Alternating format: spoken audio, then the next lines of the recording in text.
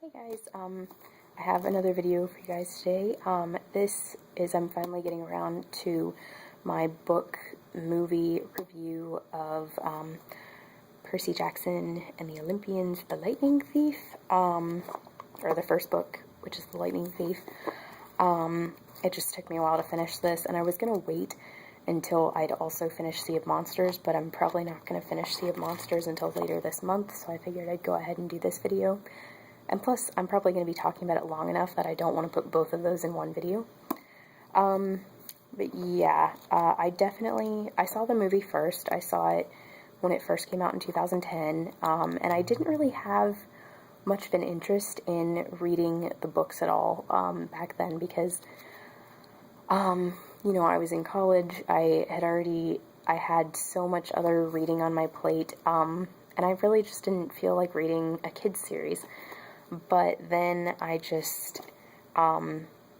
finally decided to read the books after I saw Sea of Monsters, just because I was like, I love these I like the movies, and everybody on BookTube just loves these books, so I really have to give them a chance. And I'm so glad I started this series, because this book was so cool, and it was so much better than the film. Wow. I give this a 5 out of 5, and I would probably give the film, I'd say 3.5 out of 5, because they did mess up a lot of stuff, but at the same time, there are a couple things in the film that I like a little bit better, and those being, I liked the fact that, the demigods were all kind of a little bit older in the film, like a couple years older, and I also really liked that they focused on one child from each god, instead of, because in the book, you have so many different children of each god, like they all have their own cabin. And granted, none of the big three have more than, one child, obviously, which you will understand if you've read the book. But, I just kind of felt like having all of, the fact that Athena had all of these children, it kind of, the main focus is on Annabeth, but then it's like, oh yeah, here's Annabeth, but then here's 50 other kids just like her. Not 50, maybe 10 or 15, but still, it just kind of seemed like then it was taking away the uniqueness, in my opinion. So that's why I really liked it that in the movie they just solely focused on the main children of each demigod, or of each god, who are demigods, there you go.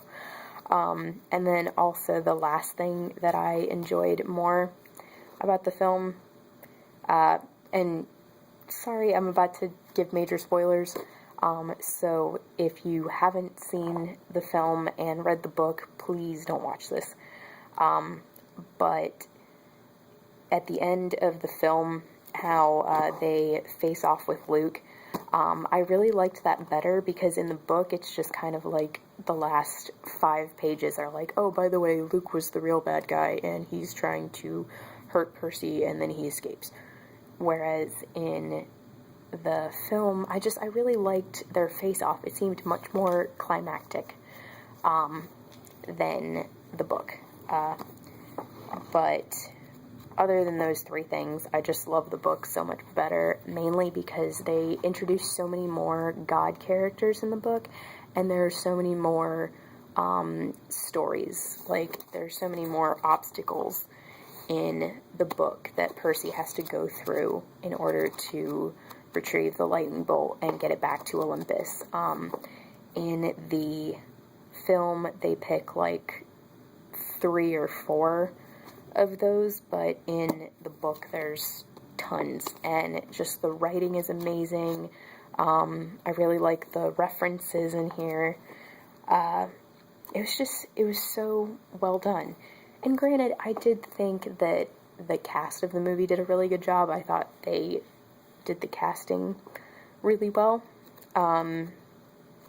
But overall, like, I did enjoy the movie, but I was very glad that I saw the movie without having read the book, because if I had read the book first, I would have hated the film so much. But since I saw the film first, I was able to appreciate the film for what it was as a film without going back to the book in my head all the time. One thing that I majorly did not like once I started reading the book, between the differences with the film, is I read something, like a section of dialogue in Lightning Thief that they had put in Sea of Monsters. So they just kind of mixed around storylines and dialogue a lot with both of those movies. And so yeah, that kind of irritated me a lot. But, I mean, what can you do? They tend to change things a lot. So yeah, overall, book, 5 out of 5. I love it. I love the characters. I love Grover. I love Annabeth. I really liked Percy. I think Grover's probably one of my favorites. But I also really love Grover in the film. So yeah, 5 out of 5 for the book, and film 3.5 out of 5, because the cast did a great job, but they just kind of switched a lot of things around where the dialogue and the events were concerned, and yeah, but again, love the cast, like the fact that they make them all a little bit older.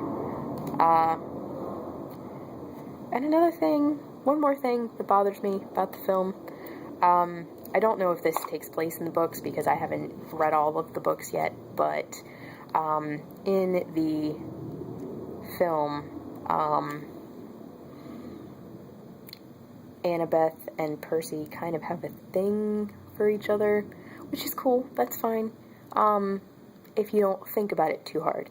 But if you think about it, it's kind of gross, because Percy is the son of Poseidon, and Annabeth is the son of Athena. Athena is Poseidon's niece. So technically, Percy is Annabeth's, like, half-uncle, technically speaking. So, yeah, ooh, they're like family. So yeah, that's a little bit, ugh. And yeah, I know, my faces are funny. But, yeah, it just, no. It's kind of gross. So I basically just try very hard not to think about that. And then I'm like, okay, alright, I can just, if I don't think about it, it's fine. But if I do think about it, it's like, ew. But yeah, anyway. So, yes, I liked both of these, but definitely the book is way better. And I will have my review, my book movie review of, Percy Jackson and the Olympian Sea of Monsters, probably the end of this month, I would think. And again, sorry, this was probably a long video, but I tend to ramble in my videos, and I'm very sorry about that. But anyway, thank you guys so much for watching. If you have any questions, comments, or thoughts, in the doobly-doo. And please subscribe if you are not subscribed. Thanks, guys. Bye.